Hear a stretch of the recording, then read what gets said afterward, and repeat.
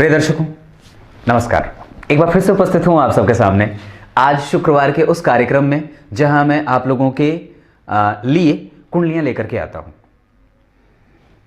जिनकी कुंडली लेकर के आया हूं इनका नाम कैलाश कुमार है। आइए सबसे पहले आपको इनके पंचांग के बारे में बता देता हूं।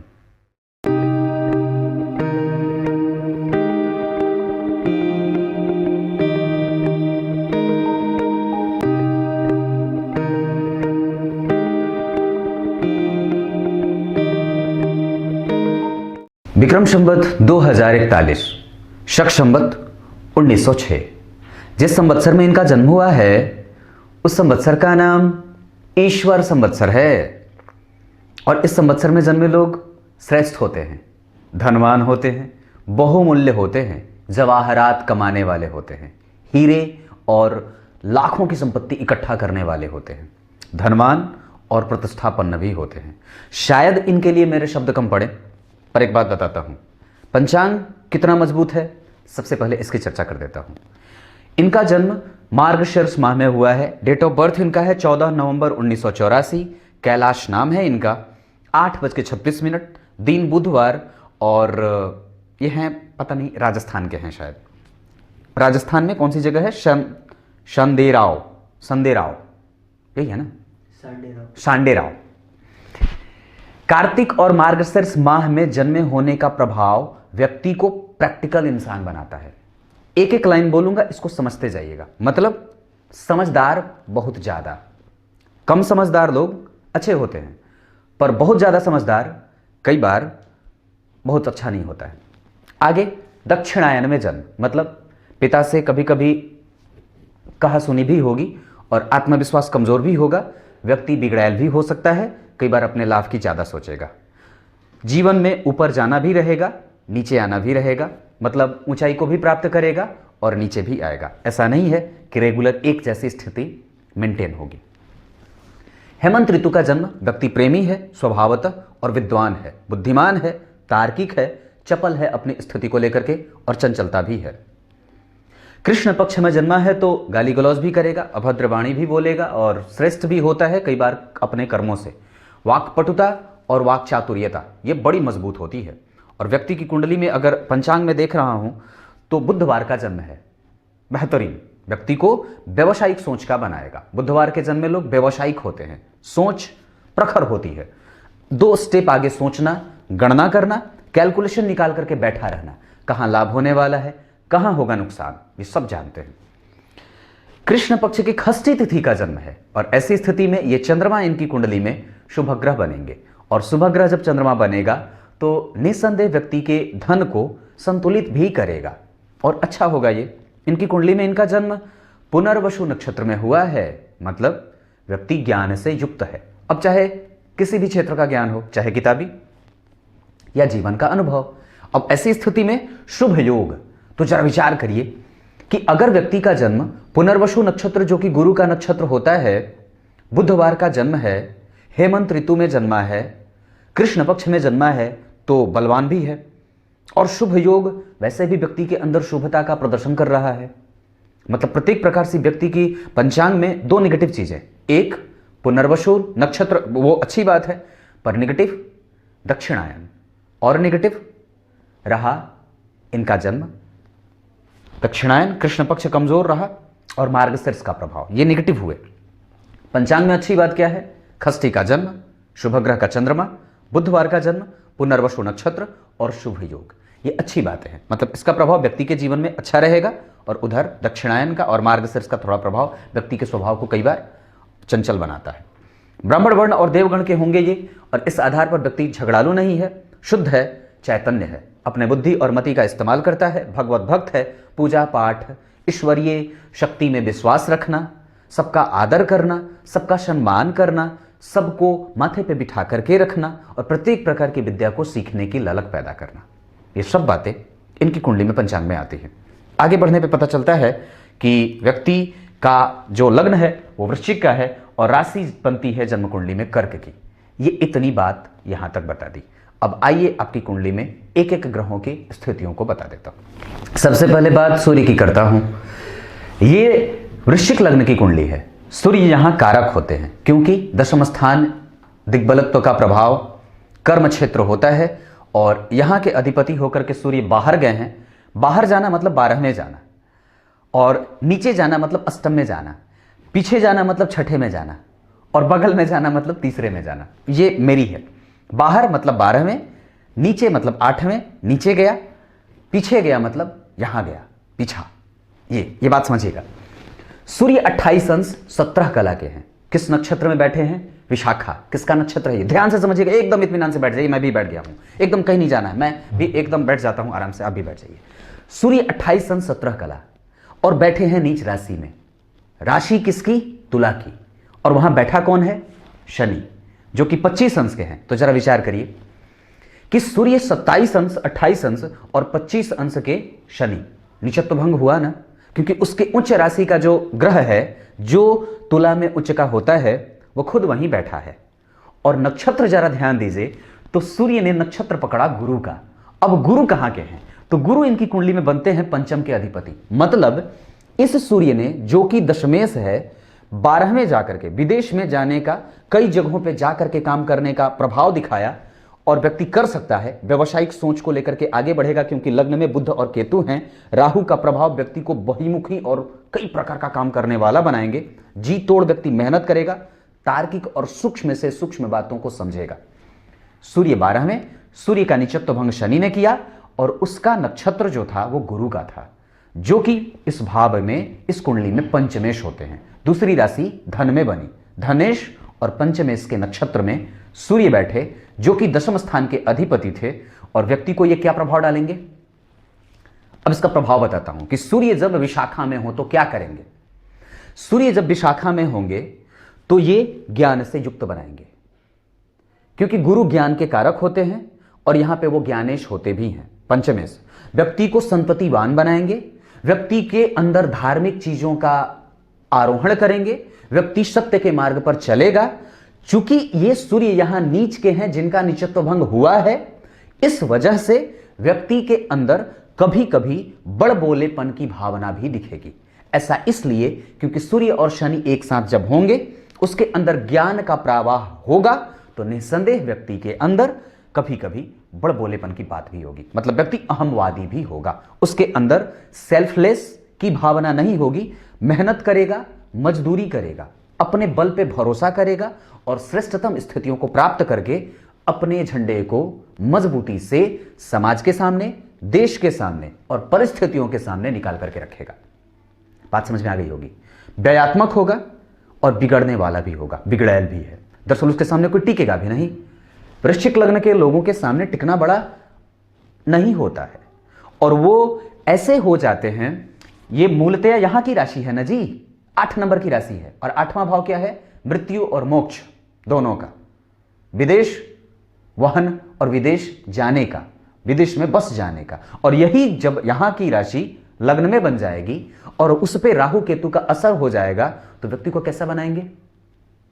बुध कहां के अधिपति होते हैं? मूलतः तीसरे भाव के, क्योंकि मिथुन राशि यहां बनती है। अब वो लग्न में बैठा तो व्यक्ति की कुंडली में त्रिक भाव से संबंध लग्न का बना और दुह स्थान का संबंध लग्न से बना। अष्टम भाव के में जो राशि बनती है वो लग्न में बन गई। और बुध को देखिए कि कितना बुद्धिमान है, खुद के नक्षत्र में जो बैठे हैं। तो अद्भुत होगी ये बात। और क्यों? क्योंकि राहु देव की दृष्टि है। ये 3 अंश के हैं और बुध 17 अंश के। डिग्री तो काफी है, पर फिर भी यहां पे जड़त्व दोष नहीं लगेगा। और ऐसी स्थिति में व्यक्ति को प्रखर बुद्धिमान बना देगा, क्योंकि सूर्य भी मजबूत, शनि भी 12वें में जाकर के खूब गद्दीमान हो जाते हैं, प्रसन्न हो जाते हैं। सूर्य को 12वां भाव पसंद नहीं होता है, पर शनि को यह भाव बहुत अच्छा है और शनि के साथ शुक्र भी वहां पे अच्छे हो जाते हैं। ऐसी स्थिति में व्यक्ति अपने अंडर में रख करके लोगों को खटाने के पीछे भागेगा और महारत हासिल करना चाहता है। उस सूर्य की 7वीं दृष्टि यहां पड़ेगी, जो उसके उच्च की राशि होगी। पर चूंकि ग्रह कमजोर है, क्योंकि नीच का बैठा है। अलग बात है कि उसका नीचत्व भंग हुआ है, पर कई बार व्यक्ति के ऊपर अगर ग्रह नीच का है तो निसंदेह प्रभाव डालेगा।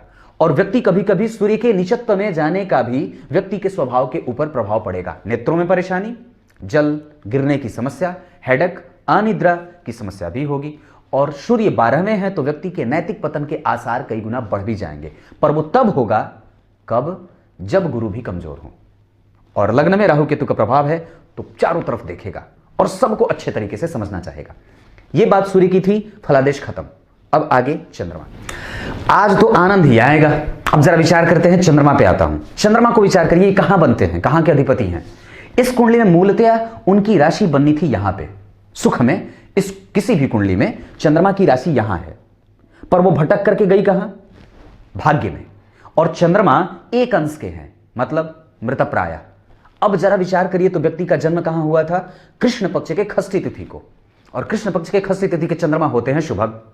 तो मतलब अब उस पर दृष्टि किसकी है? तो उच्च के मंगल की, और चंद्रमा भी स्वग्रही। अब जरा विचार करिएगा आप सभी लोग जो भी देख रहे हो कि इस जातक की कुंडली में अगर ये जातक ये सोचे और ये पूछे कि पंडित जी मेरी कुंडली में धन की स्थिति क्या है, या मैं कितना पराक्रमी होऊंगा, तो जरा विचार करिए कि जिसकी कुंडली में उच्च का मंगल और स्वग्रही चंद्रमा शुभग्रह का होकर के, और इसके केंद्र में 1 2 3 4 उच्च का शनि बैठा, इसके केंद्र में 1 2 3 4 कोई भी ग्रह नहीं, पर ये गुरु से केंद्र में नहीं है। ये चंद्रमा गुरु से केंद्र में नहीं है। कैसे? 1 2 3 4 5 6 षडाष्टक, मतलब चंद्रमा से गुरु षडाष्टक। ये कमजोर व्यक्ति को भटकाव में भी रखेगा। व्यक्ति धन को लेकर के भागेगा पीछे। क्यों भागेगा? क्योंकि यहां धन भाव में स्वाद लोलुप ग्रह शुक्र बैठे हैं और गुरु के साथ बैठे हैं। व्यक्ति धन बचाना चाहेगा, पर क्यों खर्च होगा धन?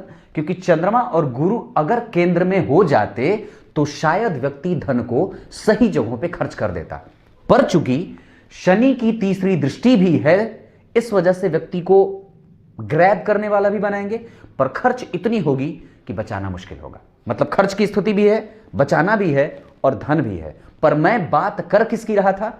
मैं बात कर रहा था कि उच्च के मंगल की दृष्टि स्वग्रही चंद्रमा पे, जो कि यहीं का अधिपति है, व्यक्ति को शुद्ध धार्मिक बनाएगा और संततिवान भी बनाएगा, श्रेष्ठ भी बनाएगा, अच्छी मति बुद्धि का बनाएगा। चंद्रमा मृतप्राय है तो व्यक्ति को इस बात का डर हमेशा ही सताता रहेगा, क्या?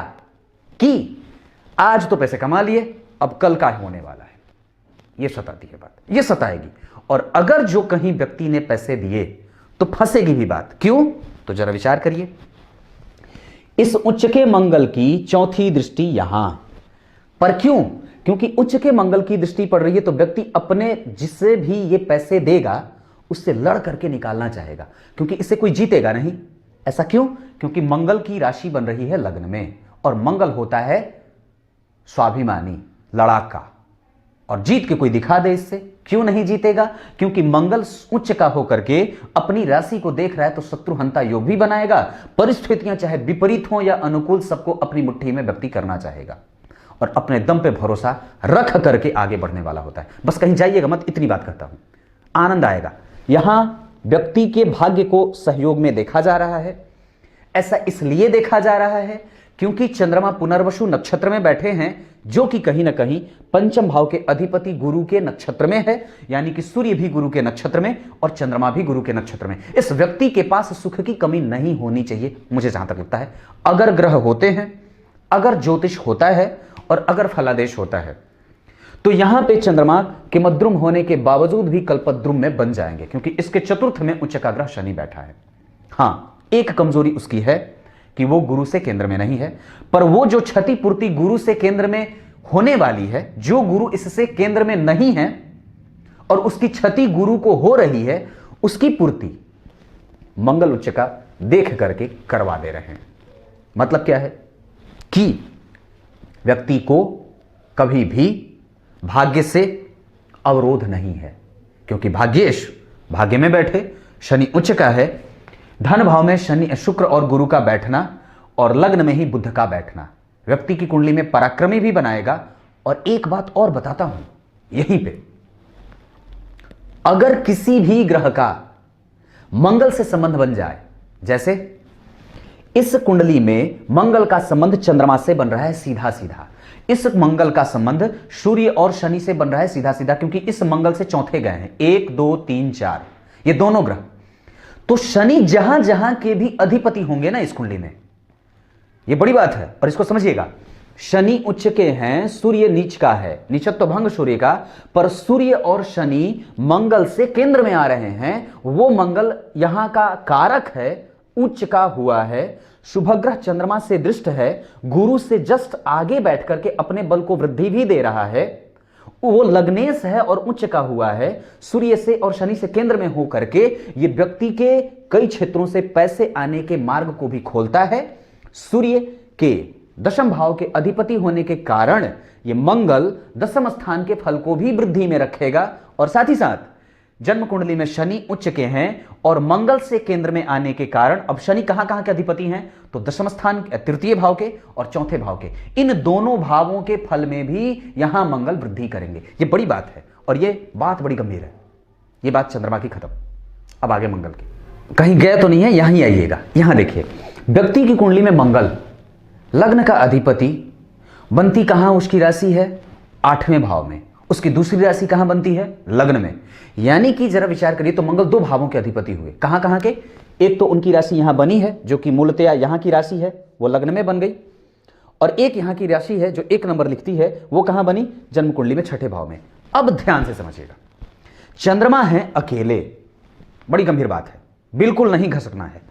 चंद्रमा है अकेले और मंगल की मूलतया जो 1 नंबर की राशि यहां बनी है, उसको बनना था यहां काल पुरुष की कुंडली में, इसको यहां लिखना था, पर बनी है ऋण से। तो जरा विचार करिए, तो व्यक्ति की कुंडली में जो अंक लग्न में लिखना था वो ऋण में बनी, यानी कि व्यक्ति के संबंध चोली दामन के रहने वाले हैं ऋण से। बिल्कुल ये बात, क्यों ऐसा, क्योंकि मंगल सम राशि का बैठा है, इसका अधिपति उससे 3 घर पीछे है, शत्रु होते हैं शनि और मंगल, और साथ ही साथ ये शनि उच्च का है और जन्म कुंडली में मंगल भी उच्च के हैं। तो जरा विचार करिए कि उस शनि की दृष्टि यहां पड़ेगी, उस सूर्य की दृष्टि यहां पड़ेगी, उस मंगल की दृष्टि यहां पड़ेगी, उस गुरु की दृष्टि यहां पड़ेगी, और स्वग्रही मंगल, उसको उच्च का मंगल अगर अपने घर को देखेगा, तो जरा विचार करिए कि व्यक्ति की कुंडली में क्या ऋण की संभावनाएं नहीं बनती हैं, बिल्कुल बनेंगी, बिल्कुल ही बनेंगी। और ये बात बहुत समझने वाली है। व्यक्ति किसी को पैसे देने से पहले 10 बार विचार कर ले। चंद्रमा पापक नहीं है, पर सूर्य 12 में है और शनि भी उच्च का है, पर मंगल भी देख रहे हैं। व्यक्ति किसी भी प्रकार के विपरीत परिस्थितियों में जाकर के अपने आप को यूं निकाल लेगा। हां, और कब कब उसके सामने से विपरीत परिस्थितियां हटेंगी, जब जब मंगल की दशा आएगी, जब जब सूर्य दशा में आएंगे। सूर्य, शनि, मंगल व्यक्ति के जीवन में जब भी आएंगे तो कठिनाई भी लाएंगे, क्योंकि वो पापक होते हैं, क्रूर होते हैं, उनका प्रभाव रहेगा। पर व्यक्ति के जीवन में जब भी सूर्य की दशा चलेगी तो कर्म क्षेत्र का प्रभाव जो भी समस्या से रहेगा वो खत्म, पराक्रम व्यक्ति का बढ़ेगा, ऋण से उबरेगा, हो सकता है दुश्मन भी थोड़े पैदा हो, पर यहां पे नेत्रों की समस्या भी होगी जब शनि आएंगे। तो ये 4 चीजें, यहां तक बात खत्म। मंगल उच्च के, उनकी दृष्टि यहां, 7वीं दृष्टि यहां, धन पैदा करने वाला, भाग्य का लाभ प्राप्त करने वाला और श्रेष्ठ प्रकार से व्यक्ति के सभी प्रकार के कर्मों को करने वाला, अपने पूर्वजों का आशीर्वाद प्राप्त करने वाला, और मिल जाती हैं चीजें। तो इसमें किसी भी तरीके की समस्या में व्यक्ति को नहीं फंसना चाहिए, अपने आप को मजबूती से ही जाहिर करना होगा। और व्यक्ति की कुंडली में अगर उच्च के मंगल, उच्च के शनि, स्वग्रही चंद्रमा हो तो कहीं से भी, और धन भाव में तो शुक्र बैठे हैं भाई स्वग्रही गुरु के साथ, अब क्या चाहिए।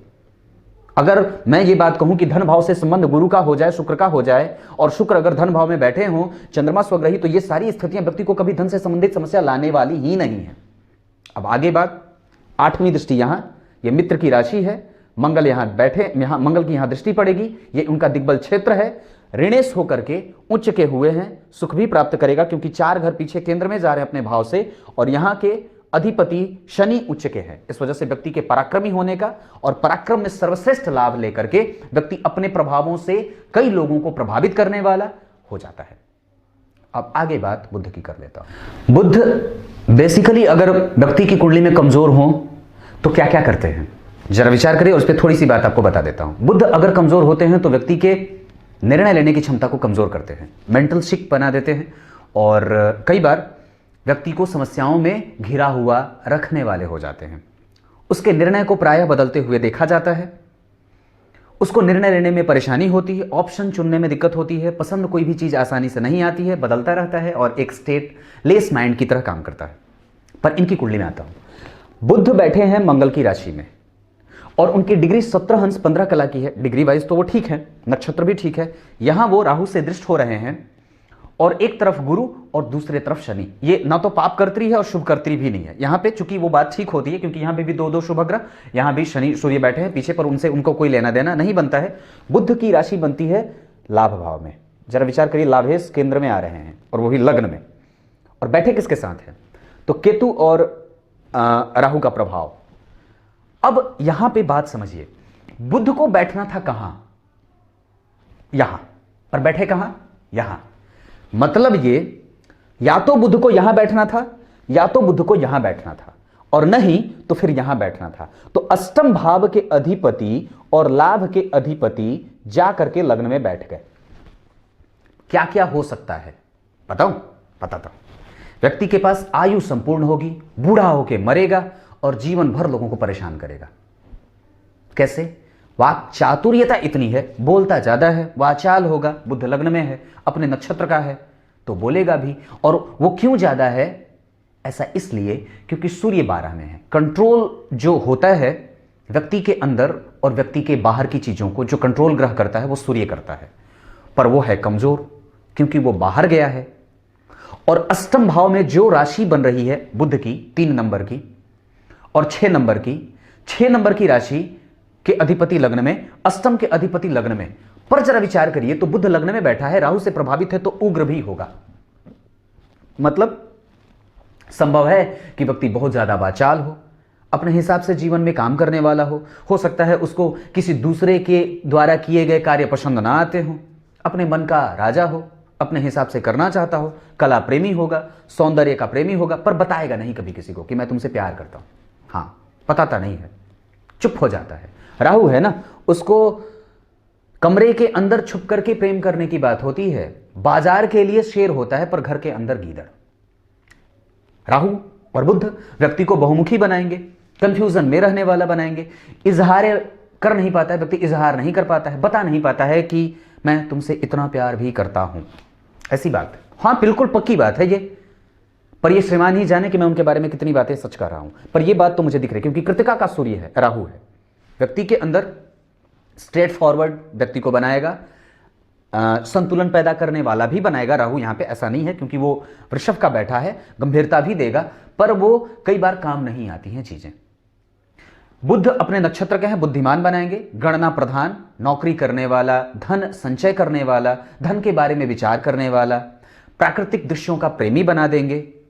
बुध कारक होते हैं तो व्यक्ति के अंदर निश्चल भावना भी दे देंगे, इमोशन भी देंगे, भावनाओं को सही दिशा व्यक्ति हालांकि कई बार नहीं देगा क्योंकि सूर्य उस पर कंट्रोल नहीं रख रहा है, पर चंद्रमा पंचम में 9वें भाव में बैठे हैं, उसका इससे कोई लेना देना है नहीं, उस पर किसी और अन्य ग्रह का प्रभाव है नहीं, इस वजह से बुध एक छत्र राज कर रहा है। पर उस पर देख रहा है राहु, तो व्यक्ति के प्रभाव में वृद्धि भी होगी। व्यक्ति एक साथ कई चीजों को करना चाहेगा, एक साथ कई जगहों से पैसे कमाना चाहेगा, तिकड़म भिड़ाना चाहता है, और किसी भी विपरीत परिस्थिति से अपने आप को निकालने के लिए, चूंकि बुध नपुंसक होता है, तो किसी भी रूप में व्यक्ति बहना चाहेगा और कैसे भी अपनी परिस्थिति को बाहर निकालना चाहता है।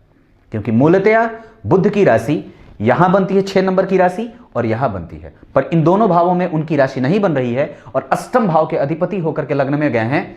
ऐसी स्थिति में कि लग्न में कोई भी ग्रह बैठ जाए, बुध लग्न में कारक होते हैं, बुद्धिमान, यशस्विता, पांडित्य, वाणी का प्रभाव और श्रेष्ठ कर्मों का करना, भगवत भक्त का पालन करना, भगवत भक्ति में लीन रहना, अपने प्रभावों को मजबूत करना, किसी भी तरीके से अपने प्रभाव में लोगों को लेना, वाक चातुर्यता इतनी कि किसी की भी बुद्धि पलट दे, और तीव्र व्यवसायिक गुणों का होना, ये सब बातें यहां पे दिख रही हैं। अब आगे गुरु की चर्चा। गुरु अगर कुंडली में मजबूत हो तो व्यक्ति के धन को गलत जगहों पे नहीं जाने देते।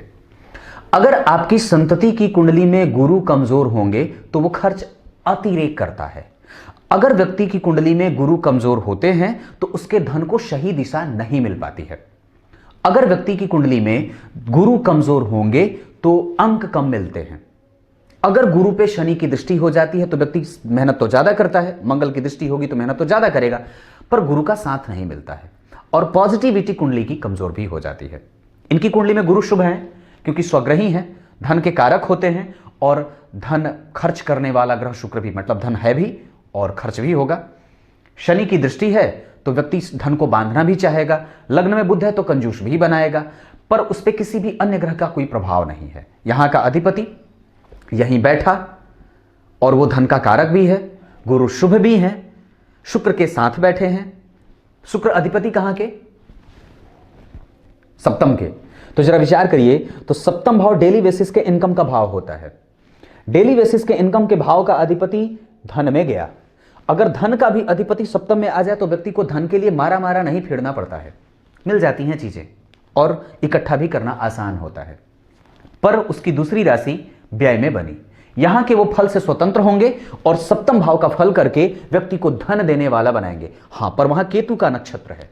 शुक्र केतु के नक्षत्र में प्रभाव मुश्किल और कई बार व्यक्ति इमोशनलेस होता है और सही जगहों पे धन न लगा करके गलत निर्णयों के कारण अपने धन को फंसाएगा भी, और मौके दर मौके उसको मौके मिले भी हैं पर चूकता भी है।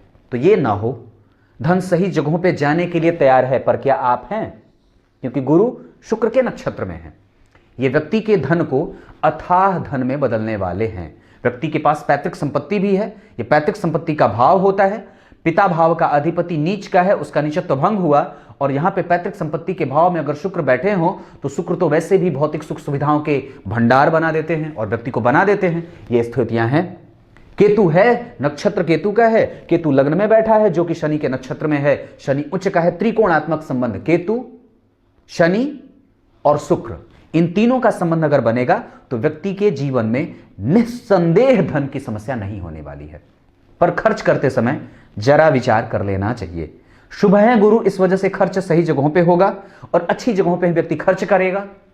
पर चूंकि शुक्र बैठे हैं, ये धन लाएंगे भी उसी हिसाब से और खर्च भी होगा, पर व्यय की स्थितियां भी रहेंगी। पैतृक संपत्ति का संपूर्ण लाभ, व्यक्ति खुद के बल पे ही पैसे कमाना चाहता है, किसी दूसरे के द्वारा दिए गए धन पे इसे भरोसे से नहीं, ना तो वो देखता है और ना उसकी उसकी आकांक्षा भी है। व्यक्ति खुद के पैसों पे ही भरोसा करता है, शुद्ध वाणी को बोलता है, लचीला स्वर है, अच्छी और दिव्य वाणी को धारण करने वाला है। ये मुखड़ा का भाव है तो सुंदर वाणी होगी और सुंदर मुखड़ा भी होगा। गुरु अगर मुखड़े के भाव में बैठे हो तो दैदिव्यमान स्वरूप होता है। बुध लग्न में बैठा है तो व्यक्ति की कुंडली में ऐसे ही उसको सुंदर नेत्र, सुंदर जो जितना चाहिए, नेत्र इतने छोटे तो उतने ही हो। अब कुछ भी ऐसा नहीं होगा जो प्रतिकूल हो, मतलब ऐसा नहीं है कि व्यक्ति का चेहरा खराब होगा, देखने में बहुत अच्छा होगा। हाँ, राहु है तो थोड़ा सा कभी कभी उसका प्रभाव दिख सकता है, पर लग्न में बुध बैठा है, व्यक्ति को स्वभावतः राजकुमार ही बनाएगा और स्वभावतः व्यक्ति को मेहनत में रंग भरने वाला ही बनाएगा। यह बात गुरु की थी। पांचवी दृष्टि यहां मित्र की राशि, मित्र भी देखा, शनि सूर्य सब देख रहे हैं, गुरु भी देख रहे हैं। जब भी विषम परिस्थिति आएगी तो ये सारे ग्रह इसको निकालने में मदद करेंगे, व्यक्ति फंसने वाला नहीं है। अब एक बात बताता हूं, जब छठे भाव पे बहुत सारे कम ग्रहों की दृष्टि पड़ जाती है तो व्यक्ति फंसा रहता है, क्योंकि उसको कहीं से भी पॉजिटिविटी मिलती नहीं है। पर यहां गुरु भी देख रहे हैं, मंगल भी देख रहा है, सूर्य भी देख रहे हैं, शनि भी देख रहे हैं, सभी ग्रह देख रहे हैं, पर होगी समस्या कहां? जब इस भाव पे कई सारे ग्रह पड़ेंगे तो जब भी इनकी कुंडली में जब मकर राशि की राशि गति चलेगी या कुंभ राशि चलेगी या फिर जब जन्म कुंडली में शनि आएंगे तो हो सकता है थोड़ी सी समस्या दुश्मनों के कारण हो, आलस्य बढ़े, व्यक्ति का शरीर ही प्रमाद से ग्रसित हो जाएगा, आलस्य से युक्त हो जाता है। यह बात गुरु की थी। सातवीं दृष्टि यहां अपच, एसिडिटी, कब्जियत और वात, पित्त और कफ की समस्या होगी व्यक्ति को। नवीं दृष्टि यहां ये व्यक्ति के कर्म के क्षेत्र को हमेशा गुरु मजबूत करेंगे और व्यक्ति के कैरियर वाले पोर्शन को मजबूत देंगे, क्योंकि यहां का अधिपति गुरु से तृतीय एकादशवें के संबंध में है। तो जब भी गुरु में सूर्य चले, सूर्य में गुरु चले, गुरु में सूर्य की स्थिति जब भी व्यक्ति की कुंडली में आएगी तो व्यक्ति के अनुकूलताओं को, कैरियर से संबंधित समस्याओं को हटाने वाली और विपरीत परिस्थितियों से उबार करके अनुकूल परिस्थितियों में ले जाने वाली होंगी। बात समझ में आ गई होगी। अब शुक्र की बात करता हूं। व्यक्ति की कुंडली में शुक्र भौतिक सुख सुविधाओं से जोड़ करके रखने वाले ग्रह होते हैं। इनकी कुंडली में वो शत्रु ग्रही हो रहे हैं। धन लाने का जो ग्रह होता है वो पराक्रम बढ़ा करके शनि का काम होता है। शनि धन के कारक होते हैं, दरअसल गुरु ही धन के कारक नहीं होते। गुरु धन को सही जगहों पे खर्च कराने के कारक होते हैं। धन लाने का काम शनि का होता है, उसमें रंग और मेहनत भरने का काम मंगल का होता है। सही जगहों पे और उसकी सुविधाओं से युक्त होकर के खर्च करने का काम शुक्र का होता है। तो जरा विचार करिए कि जहां से धन आना चाहिए उसी भाव में शुक्र बैठे हैं शत्रु के घर में, तो क्या व्यक्ति के पास खर्च नहीं है? बिल्कुल है। क्यों ऐसा? क्योंकि उच्च का शनि इसको देख रहा है, तो वो बलवान है तो धन को सोखेगा भी और कृपण भी बनाएगा, क्योंकि लग्न में बुध है, स्वभावतः व्यक्ति को कृपण भी होगा, बनाता है। पर शनि के प्रभाव में आकर के शुक्र यहां धन भाव में बैठे हैं, व्यक्ति की वाणी को मजबूत बनाएंगे, श्रेष्ठ वाणी व्यक्ति के पास होगी। धन के कारक के साथ शुक्र का बैठना, पर शत्रु ग्रही है, अशुभ है। क्यों? क्योंकि वो सप्तम और द्वितीय अधिपति है। ये मारक भाव है ना, ये कहीं ना कहीं दुस्थान होते हैं। ये भाव तो दुस्थान नहीं, ये मारक है। द्वितीय भाव में बैठ करके अशुभ लक्षण को दिखा रहा है, मतलब व्यक्ति न चाहते हुए भी कभी कभी बुरा बोलेगा। व्यक्ति को मुखड़े से संबंधित समस्या भी हो सकती है, घाव फोड़ा फुंसी भी हो सकता है।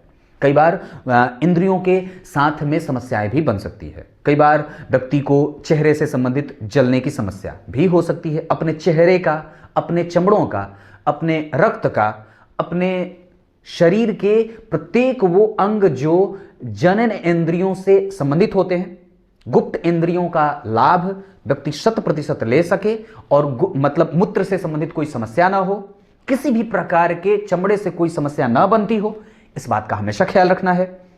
यहां पे शुक्र बैठे हैं, सुंदर बनाएंगे, और गुरु भी बैठे हैं, बेहतरीन है, ये भाव कमजोर नहीं है। पर हां, लग्न में मंगल की राशि बनी है, मंगल उच्च के हैं, व्यक्ति को अपने आप में ऊर्जा भरने की कोई आवश्यकता नहीं है, वो ऊर्जावान है। पर अगर कभी जो आलस्य होगी तो वो शनि के कारण, वो सूर्य के कारण। अगर कभी जो बात बिगड़ेगी तो सूर्य और शनि के कारण। व्यक्ति के मित्र अच्छे हों, गलत जगहों पे व्यक्ति पैसे न खर्च करे, सही जगहों पे पैसे खर्च करे, क्योंकि गुरु ये इशारा कर रहे हैं कि व्यक्ति के पैसे सही जगहों पे ही जाएंगे। अगर कुंडली में गुरु की स्थिति खराब होती तो निसंदेह व्यक्ति के धन गलत जगहों पे जा सकते थे। पर चूंकि गुरु वहां बैठे हैं, शुक्र वहां बैठे हैं, इस वजह से व्यक्ति के धन भाव को मजबूती मिल रही है। पर शुक्र द्वितीय भाव का बैठना, सप्तमेश और 12वें भाव के अधिपति होकर के यहां से स्वतंत्र होकर के वो सप्तम भाव का फल करेंगे। इस कुंडली के लिए वो कमजोर होते हैं। गुरु जैसे ग्रह के साथ बैठे जो कि पंचमेश है, सप्तम और पंचम भाव के अधिपति का एक साथ द्वितीय भाव में जाना व्यक्ति के संबंधों को, दाम्पत्य के संबंधों को, पैतृक संपत्ति को, पिता के साथ संबंधों को, अपने कुटुंबजनों के साथ संबंधों को मजबूती और सुलभ ही बना रहे हैं। अब आगे बात शनि की करता हूं। शनि इनकी कुंडली में कारक नहीं होते। पर क्यों? क्योंकि उनको तो चतुर्थ भाव मिला है, कारक होना चाहिए था, क्योंकि कुंभ राशि बनी है, मूल त्रिकोण राशि केंद्र में ही बनी है, चतुर्थ भाव में। पर कारक इसलिए नहीं होंगे क्योंकि शनि और मंगल की मित्रता नहीं होती। और जब आप यहां से यात्रा शुरू करते हैं तो घूम के आइए तो देखिए 10 नंबर की राशि यहां पीछे बन जाती है, त्रिक भाव में। इस वजह से शनि यहां कारक नहीं होते। बात क्लियर है? यहां इन दोनों भावों के अधिपति होकर के बाहर गए हैं, व्यक्ति को घर में रहने में दिक्कत होगी। बाहर जाए, लोगों से मिले, समाज का पथ प्रदर्शक बने, नेता बने, जनसेवक बने, राजनीति के पदों पे काम करने वाला हो, अपने प्रभावों से लोगों को प्रभावित करे, श्रेष्ठ लोगों से मित्रता करे, ऊंचे वर्गों से सम्मान प्राप्त करे, सबके बीच में बैठ करके भाषणबाजी करे। तार्किक है क्योंकि लग्न में बुध है, यश प्राप्त करने वाला है क्योंकि द्वितीय भाव पे शनि की दृष्टि है, गुरु की दृष्टि पराक्रम भाव, प्रतियोगिता भाव पे है, प्रतियोगिता ले, जीते, जागे, आगे बढ़े। पर कमजोरी कहां? सूर्य के 12 में। सूर्य की पूजा, पितरों की पूजा और मंगल की पूजा, बजरंगबली की पूजा, सूर्य की आराधना और अपने पितरों का आशीर्वाद प्राप्त करिए। राहु आपकी कुंडली में लाभ भाव को देख रहा है, वहां से लग्न को देख रहा है और नवी दृष्टि से उच्च के मंगल को देख रहा है। ऐसी स्थितियां आपकी कुंडली में राहु चूंकि सूर्य के नक्षत्र में है, अपने आप में घमंड की स्थिति न लाएं, ईगोइस्टिक ना बने, जो बात हो क्लियर कहें, क्योंकि आपकी कुंडली में द्वितीय भाव में गुरु वाणी भाव में बैठे हैं। दो शुभ ग्रहों का बैठना, यहां के अधिपति यहीं बैठे हैं, व्यक्ति को निश्चल स्वभाव का बनाएंगे। राहु का प्रभाव लाभ पे, ये बात आपके कई प्रकार से आय के स्रोत को खोलने वाली है। जितना व्यवसाय करना चाहते हैं करिए, आगे भी बताऊंगा। यहां की चर्चा, लग्न में बुध, उस पर राहु का प्रभाव, व्यक्ति को तार्किक, शुद्ध बुद्धि का, भगवत भक्ति, भगवान की पूजा पाठ करने वाला, और साथ ही साथ मंगल उच्च का तो क्रोध भी है और व्यक्ति पराक्रम भी युक्त है। क्यों? क्योंकि शनि और सूर्य से, वो बात मैंने बता रखी है। इतनी ही बात है। इस कुंडली की सबसे अच्छी बात बताता हूं जिसका आप लोगों को इंतजार होता है। इस कुंडली की सबसे अच्छी बात चंद्रमा का स्वग्रही होना, यह पहली अच्छी बात। इस कुंडली की दूसरी सबसे अच्छी बात, जन्म कुंडली में गुरु और शुक्र का एक साथ बैठना। अलग बात है ये शत्रु के हैं, कोई नहीं, फिर भी बढ़िया है, अच्छा है। इस कुंडली की तीसरी सबसे अच्छी बात, पंचम भाव के अधिपति और सप्तम भाव के अधिपति और साथ ही साथ धन भाव के अधिपति गुरु, ये 4 घर, शुक्र यहां, पंचम यहां और द्वितीय यहां, ये दोनों भाव बहुत अच्छे बने हैं। ऐसा इसलिए क्योंकि पंचमेश का स्वग्रही होना और वहां से जन्म कुंडली के रोग भाव को देखना व्यक्ति के रोगों से मुक्ति का कारण बनेगा। उच्च के शनि जो कि चतुर्थ भाव के अधिपति होकर के विदेश भाव में बैठे हैं, बाहर जाकर के वो बहुत अच्छा परिणाम देंगे, व्यक्ति को पहचान बनाने वाला, अपने प्रभावों को विकसित करने वाला, अपने प्रभावों से लोगों को प्रभावित करने वाला भी बनाएंगे। और साथ ही साथ लग्न में बुध जो कि जन्म कुंडली के लाभेश महाभाग्यशाली योग, ये बात बनती है। एक छत्र राज्य चंद्रमा का, उच्च का मंगल देख रहा है, लक्ष्मीवान और संततिवान भी बनाएंगे। कमजोरी कहां है? पंचम भाव खाली। कमजोरी कहां है? दशम भाव खाली। कमजोरी कहां है? यहां पे शनि की राशि। कमजोरी कहां है?